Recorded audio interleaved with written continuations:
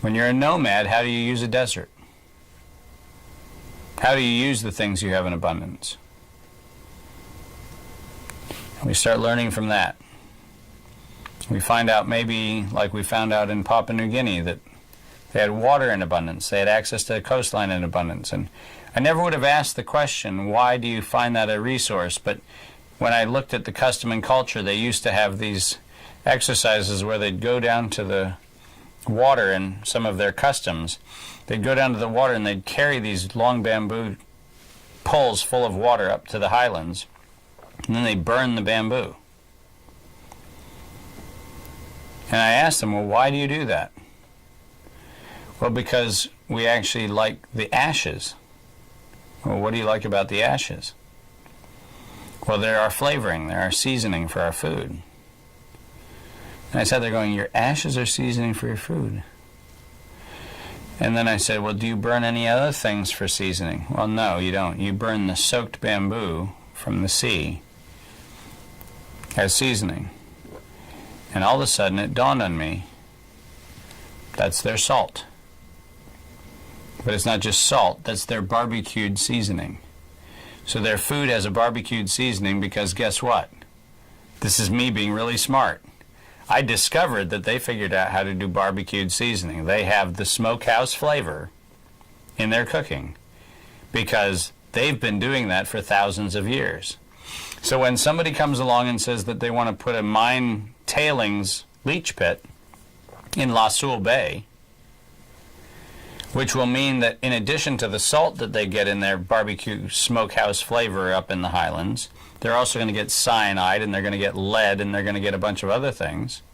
That kind of changes the whole dimensionality of the concern. So you start with custom and culture, and you find out that, hey, there's actually a type of salt that they get in one side of the bay, which they use for medicine. And then there's a type of salt that they get in another part of the bay that they use for flavoring. And I just thought there was just a thing called ocean salt.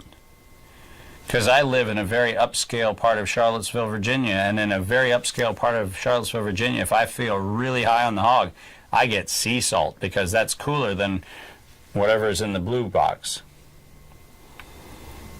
But here I have a group of people who are sophisticated enough to know that there's a flavoring salt in one side of the bay, and there's a medicinal salt in the other side of the bay. And it turns out that when you look at what the medicinal salt is, you don't burn that one.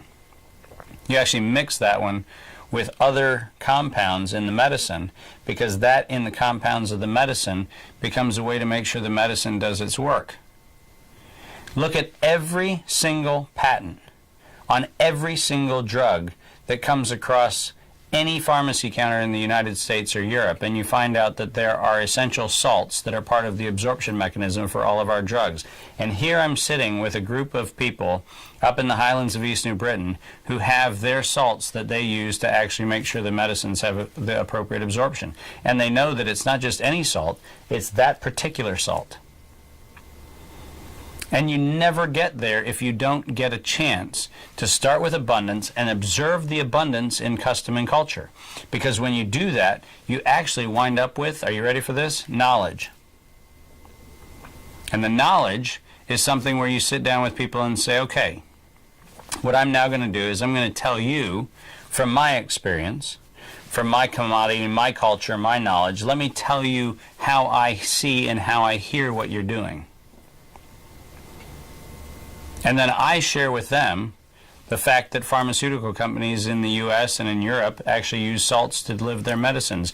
And now all of a sudden the medicine man, who is our wonderful term for the healer in the community, all of a sudden goes, wow, you mean they're like me? And what just happened? This guy who in some cases is somewhat of a marginalized member of the community, guy who doesn't have a lot of analogs, because the guy who's the healer is sometimes a bit of the, he's a nice guy to have around when you're sick, but he's not necessarily the guy you want to have around all the time at every Christmas party. But that guy now is the point of contact between another world. And now he's sitting there going, wow, you mean I'm like this other group somewhere out. Not like in terms of now I aspire to be something. He just has a point of reference. He now has a community that's been created by virtue of the fact that his knowledge of the sea salt used in his medicinal practices and this knowledge over here of what happens in Eli Lilly happen to be coming from the same source. And all of a sudden he has a connection. And then that guy can say, after receiving the knowledge, you know what? I'd like to engage that knowledge. And then you sit back and say, great, let's talk about how you engage that knowledge. What is the monetary or technology tools that will be the vehicles you use to engage? Do you want to learn what they're doing? Should we bring that knowledge through the Global Innovation Commons? Should we take the information that's in the Global Innovation Commons, the disclosures on how that's all used, should we bring that into you? Should we bring you to the place that is practicing this other thing? And should we build a value that way? Should we create a new path of discovery where we put this knowledge and this knowledge together and see if there's new knowledge that can come from that? How do we want to do that? And so we instantaneously go into a voluntary engagement where we take the existence of the commodity, the existence of custom and culture, the existence of knowledge, and we start saying which of the technology, which of the monetary utilities do we want to engage? Not must we engage, do we want to? The answer may be our community prohibits communicating things about how we do the healing. In which case, guess what?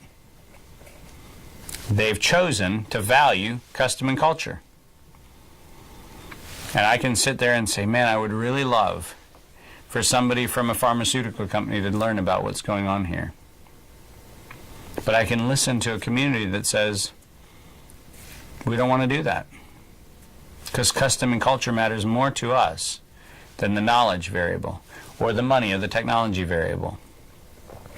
And that's okay. And ultimately, we get down to the end of the process and we start saying, after we mapped out all of these other pieces and we get to the well-being, we say, what is it intrinsically in the community where we need to express value for a need that you actually have? Because maybe you have a problem, like up in the Highlands where they have a huge problem with infections in legs, and that's the one place where their medicines don't work. So you say, well, here's a real need. We'd like to actually get well-being so that people don't have the inability to engage in long walks and customer dances and all those kinds of things. So how do we deal with that? Well, we deal with that by actually looking at where there are exchanges that can be made.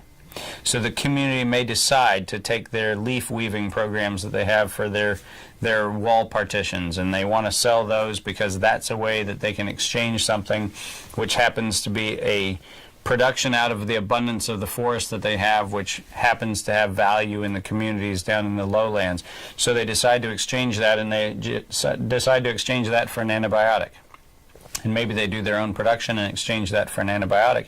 And all you had was a commodity to commodity exchange in a barter sense. Great. Or maybe they do a bunch of weaving and they decide to sell the weaving and they get money and then they go buy the antibiotic and they use a money sense. Great. Rather than ever in the process telling people what they don't have. You are poor because I don't see a television in the house. You are poor because I don't see shoes on your feet. You are poor because I don't this and I don't that and I don't something else. The Heritable Innovation Trust always starts with, you are wealthy in something. You have something in abundance. You may have too much of the something. And that's okay. So let's figure that out. But we always start with an engagement that says that the community defines what they have in abundance. The community defines how you engage that. The community defines what that engagement is going to look like. And they're making that determination not once and for all. But they're making that determination in a context that says, and future generations can be asked the same questions, can engage the same questions, can come up with their own appropriate answers, and they can leave the situation the same way it was. They can change it, they can alter the conditions, they can do all kinds of things, but the whole ecosystem is preserved so that at every step you start with abundance. You make sure you always are explicit in in the replenishment of abundance, and you always have as your end objective the maintenance of the well-being of the community.